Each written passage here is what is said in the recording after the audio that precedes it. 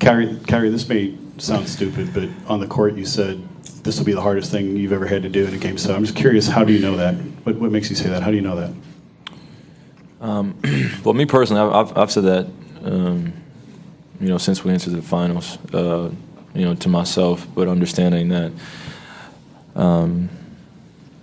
that this will be just the highest level of basketball I've ever played in my life, and going down and being in the position that we were in, being down 3-1, coming back home, understanding what was at stake and what we had to do in order to win basketball games. I had to put it in perspective, and when I do that, then I just do everything possible to prepare as best I can. Now you just control what you can control. You go in with that mindset that you just trust yourself, you trust your game, you trust your preparation, and then you live with the results after that. So I know that Game 7 will be the hardest thing ever. Second row in the center. LeBron, John Telich, Fox 8. Question is, your degree of confidence going into this game, has it changed much from the first time you went for a championship at St. V when you were in high school? Well, when you prepared and you're well prepared, then you have a lot of confidence going into a game. And I was a freshman, and at the same area, we was well prepared. We had a great high school coach, and Keith Danbrot is now the head coach at Akron U, who prepared us, throughout the whole playoffs, and then when we got to the state championship. So we was prepared. So we went out and just let it happen, let it play out, and now at this point in my life, sitting here today, we're well prepared. With T. Lou and our coaching staff, they prepare us, and it's up to us to go out and play. So we play with a lot of confidence, and understanding that it's nothing on the court that will blindside us, because we're just a prepared bunch. Over here again. LeBron, Adam Jardy, Columbus Dispatch. It obviously took a lot from everyone, not just you, to fight back from down 3-1. I wonder what it's taken just to get to this point, and what's left now for one more game. I guess we just take one day at a time. We haven't rushed to get to a Game 5. We didn't rush to get to a Game 6 today, and we won't rush to get to a Game 7 on Sunday. At the end of the day, this is going to be it for all of us, including you guys. You got one more game left, and you guys are going to give it all y'all got. We're going to give it all we got. The Warriors will do the same, and you live with the results. And that's how you go about it. But we won't rush it. I won't rush it. I'm gonna sleep very well tonight. I'll sleep very well the following night. Watch a couple movies, and just get ready to play. I won't rush it either. Rachel on what? Rachel Nichols from ESPN. LeBron, Ty told us that at the beginning of the fourth, you said, "I'm not coming out."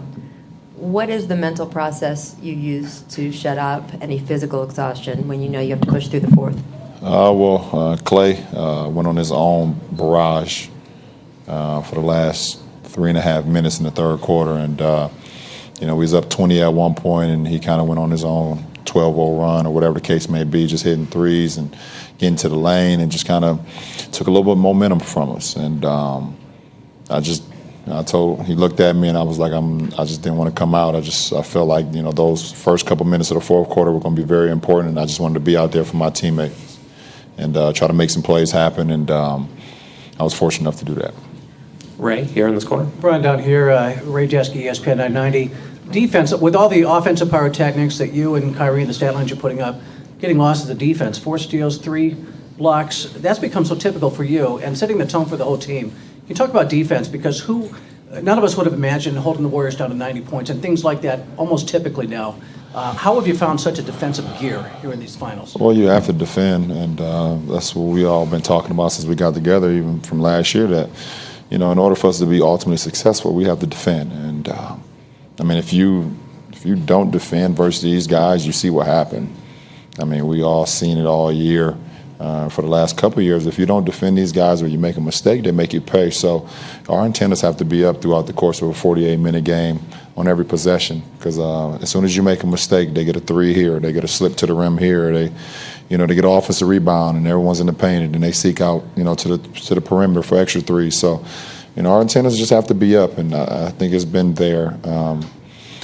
Not every game, not as well as we would all like, but last few games, our attendance has been razor sharp. Michael, fourth row on this side. Michael Grange from Sportsnet. A couple questions for you, Tristan. One, just in your role, yeah, wake up. How much satisfaction do you take leaving the building after kind of delivering the kind of performance you did in your role tonight? And in that role, obviously, offensive rebounding is a big signature for you. When you're studying LeBron, the way how he's been attacking and shooting the last couple of games, what are you seeing from your perspective that's been a little different than what he had in the first 3 or 4 games? To your first question, do your job. Do your job. Do it at a high level. Get everything you got. So this is it. This is it. This is the finals. There's not much more to say about that. But for LeBron, when he's attacking and getting to the rim or in a pick and roll, just find ways to get him open, send a good screen, or if they attack the double team, just get to the open area. Get to the open area, and if he throws it, go up and finish strong. Go up and finish strong because he's attracting the bigs, pulling over on the bottom 2-9, and so you're going to have a small on you. Go up and finish strong and put him in the rim. Last two, right here in the front and one in there. Ken Miller, Call and Post. LeBron, I want to ask you about your relationship with Coach Lou, how the two of you feed off each other, and how would you compare him with many of the other coaches you played for? Well, I think all my coaches throughout my career has had a meaningful part of my career.